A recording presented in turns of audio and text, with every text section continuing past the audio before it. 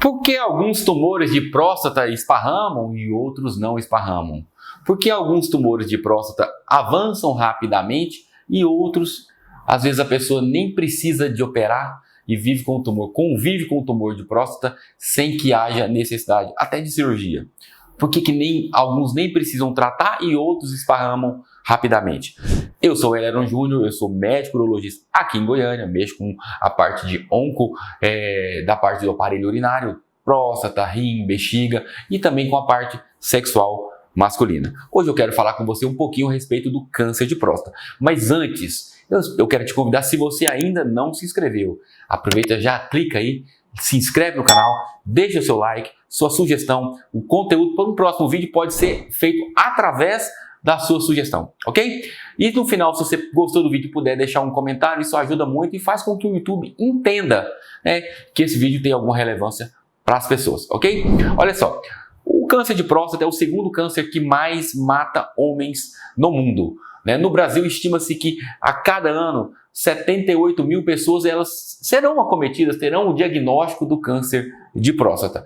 E desses 78 mil, cerca de 18 mil morrem anualmente do câncer de próstata. Ou seja, isso dá mais de 20% de óbito ainda em pacientes com câncer de próstata. Por quê? Porque algumas doenças elas progridem e outras não. E é a respeito disso que eu quero te falar hoje. Olha só, todas as vezes que um homem vai fazer a avaliação prostática, a gente tem alguns fatores que vão envolver aquilo ali e vão mostrar que podem ter ou não ter maior gravidade. E isso é o que define se aquele paciente vai complicar, se aquele paciente não vai complicar, se um vai curar, se o outro não vai curar. Olha só, primeiro fator de risco é o diagnóstico. Quanto mais precoce o diagnóstico, maiores são as chances de que essa doença não vá progredir. Maiores são as chances de que a doença seja pega de uma forma localizada, que o tumor esteja restrito na próstata.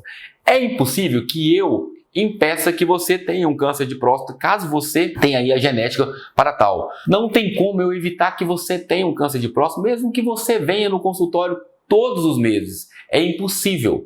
Por quê? Porque não tem como a gente mexer naquilo que é genético. Não tem como eu silenciar em 2025 um gene do câncer de próstata para que ele não manifeste como doença. Mas é possível eu fazer um diagnóstico de um câncer de próstata de uma forma bem precoce, numa fase bem inicial.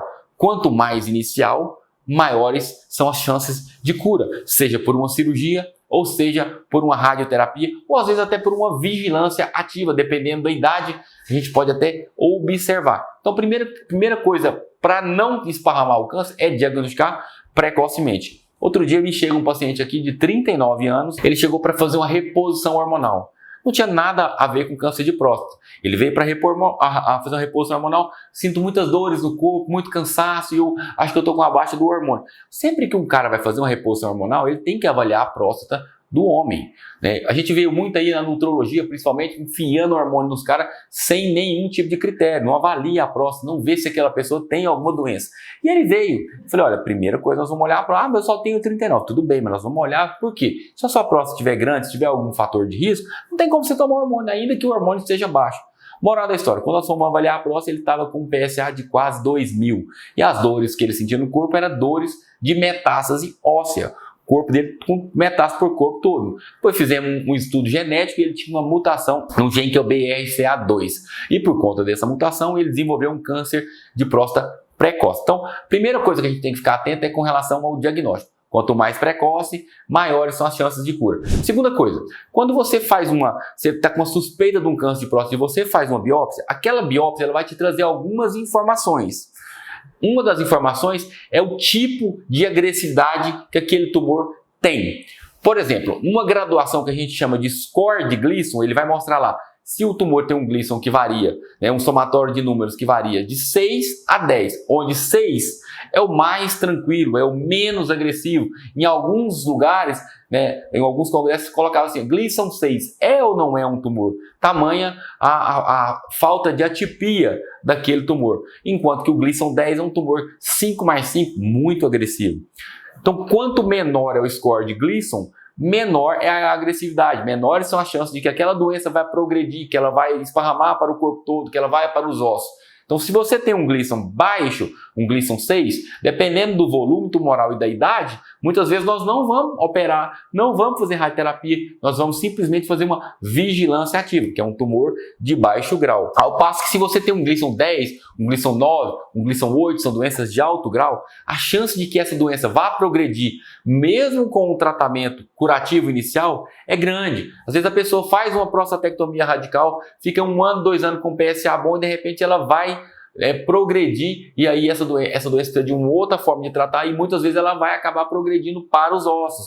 Então a presença do componente 4 dentro dessa biópsia, ele pode piorar um pouco o prognóstico, pode fazer com que a doença evolua um pouco mais rapidamente e às vezes esparrame para o resto do corpo. Então nós falamos do diagnóstico precoce, falamos do score de Gleason, mas também temos que falar do volume tumoral. Às vezes a doença, ela não é uma doença tem um PSA elevado, mas quando você faz a biópsia, ela está nos 2 lados da próstata. Aí dentro da próstata existem algumas situações, como por exemplo uma glândula cribiforme, né? Existem coisas que nós vemos na biópsia, né? Bilateralidade, que vão sugerir que aquela doença vai evoluir um pouco mais rápido e pode esparramar, diferente de outras doenças que não vão esparramar, de outros cânceres que não vão esparramar.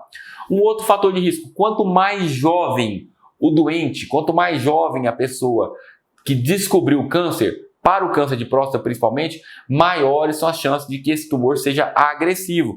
Tumores em pessoas mais idosas têm uma tendência a evoluir mais lentamente, a replicar mais lentamente, a ter menos agressividade, ao passo que o jovem, os tumores costumam ser mais agressivos. Então, esses são os fatores que podem fazer com que uma doença prolifere mais rapidamente. E existem os fatores genéticos, algumas mutações, como eu citei agora há pouco, do BRCA2. Hoje existem exames genéticos que nós fazemos e dosamos através de exames ou do próprio tumor que foi removido da biópsia ou no exame de sangue, que vão predizer se aquela doença tem um potencial de avançar, de progredir, de metastatizar, ou seja, ir para os ossos, ir para os linfonodos. Ok? Então, esses são os principais fatores de risco. Se você está aqui, né, é porque provavelmente você ficou curioso ou porque está passando por uma luta com relação ao câncer de próstata. Então, tem que avaliar isoladamente cada um desses fatores. Idade, o grau do tumor, se existe alguma alteração genética, né, qual é o volume desse tumor, está dos 2 lados. Tudo isso são fatores que podem gerar no futuro uma chance maior de progredir. E quando você conhece isso, você vai antecedendo. A gente está sempre procurando estar um passo à frente do tumor. Para quê? Para que você possa realmente ser curado, ok? Se você gostou do conteúdo desse vídeo, né, eu espero que você tenha gostado. Se gostou, né, deixa aí o seu like, a sua sugestão. Se você tem algum amigo que tem um diagnóstico de um câncer de próstata e que está passando aí por essa luta, manda esse vídeo para ele, talvez possa beneficiar a vida dele, ok? Um grande abraço.